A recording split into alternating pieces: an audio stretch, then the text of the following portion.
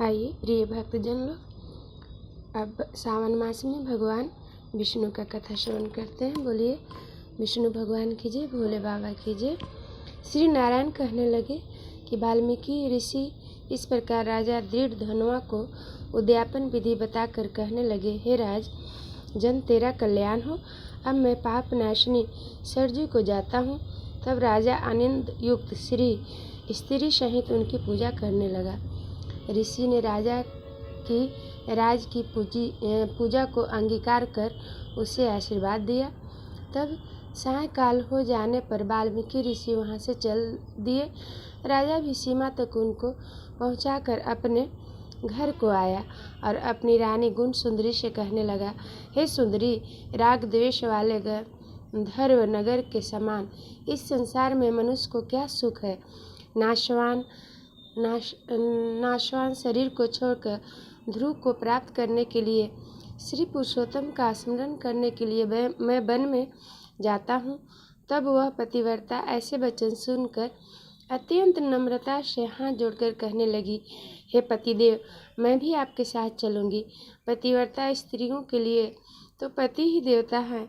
इस प्रकार प्रिया का वाक सुनकर और अंगीकार करके राजा पुत्र को राजाभिषेक कर स्त्री के साथ तत्काल मुनियों से सेवित वन को चला गया। इस प्रकार व्रत की विधि में स्थित हुए तपोविधि राजा की वह पतिव्रता रानी सेवा में तत्पर रहती। राजा के इस प्रकार करते हुए संपूर्ण पुरुषोत्तम मास के समाप्त होने पर वह वहाँ पर विमान आया और विमान पर चढ़कर दोनों सुंदर नवीन शरीर धारण कर तत्काल गौलोक में चले गए। श्री नारायण बोले, हे नारद, इस पृथ्वी तल पर पुरुषोत्तम के समान कुछ भी नहीं।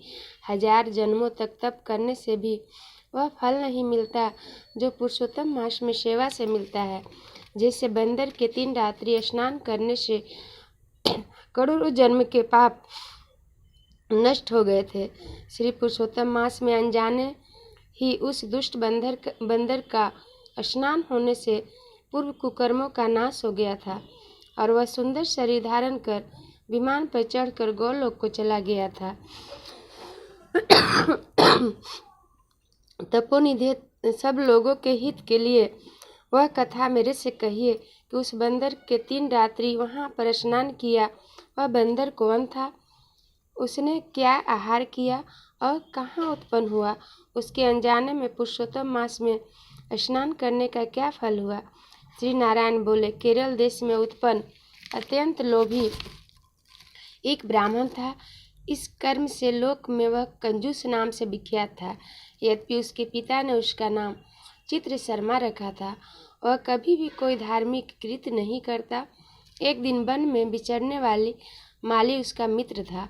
वह ब्राह्मण सदैव अपने उस मित्र माली के पास जाकर और रोकर बारंबार अपना दुख कहा करता था कि नगर के रहने वाले सदैव मेरा तिरस्कार करते हैं, इससे इस नगर में रहना अति कठिन हो गया है।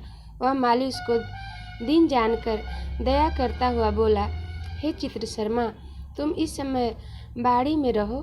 कंजूस माली के वचन सुनकर बड़े आनंद से उस बाड़ी में रहने लगा। नित्य उनके निकट रहता और उसकी आज्ञा का पालन करता।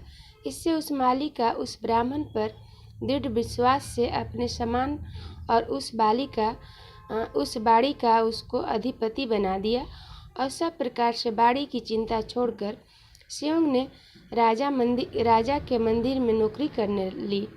इधर लोभ से अत्यंत दुर्बल वह कंजूस फल बेचने से बचे फलों को बड़े आनंद से निर्भय होकर खाने लगा। उस फलों से उत्पन्न हुए द्रव्य को निर्भय होकर आप ही ग्रहण कर लेता था और जब बाड़ी का माली पूछता तो असत्य बोलकर बहाना करता। इस प्रकार बुढ़ापे से गलित शरीर व दुर्विद्य कंजूस 87 वर्ष का हो गया। तत्पश्चात उस मूढ़ बुद्धि वाला कंजूस मृत्यु को प्राप्त हो गया। उसको जलाने के लिए काष्ठ भी नहीं मिला। वेदों को जानने के लिए वेद के जानने वाले विद्वान कहते हैं कि बिना फल भोगे पाप नष्ट नहीं होते। मरने के पश्चात वह यमदूत के मुकद्दरों की मार से हाहाकार करता हुआ अति भयंकर यम मार्ग को चला। विलाप करते हुए उस ब्राह्मण को यमराज के दूत यमराज के निकट लेकर गए। चित्रगुप्त उसको देखकर, उसके शुभ अशुभ कर्मों को देखकर अपने स्वामी धर्मराज से कहने लगा, यह कंजूस ब्राह्मण अधर्मी है। इस दुर्बुद्धि वाले धन के लोभी का कुछ भी अच्छा कर्म नहीं किया है। यह बाड़ी में रहता हुआ बड़े पाप कर्म करता रहा और बाड़ी के मालिक से विश्वासघात किया। श्री नारायण बोले, हे नारद, इस प्रकार चित्रगुप्त के वाक्य सुनकर धर्मराज अत्यंत क्रोध से भरे हुए वचन बोले, यह 1000 वर्ष तक बंदर की योनि में रहे और विश्वासघात का फल उसको बाद में मिलेगा। श्री कृष्ण गोविंद हरे मुरारी, हे नाथ नारायण वासुदेव। आगे बंदर की कथा सुनिएगा। बोलिए कृष्ण भगवान की जय, भोले बाबा की जय।